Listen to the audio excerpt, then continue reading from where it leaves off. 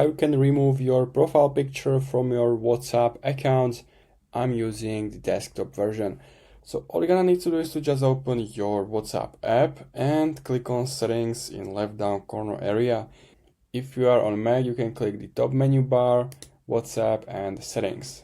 I'm gonna use this method, left down corner area, and here should be your profile. Make sure to click it and make sure you are in this area, and here is your profile picture.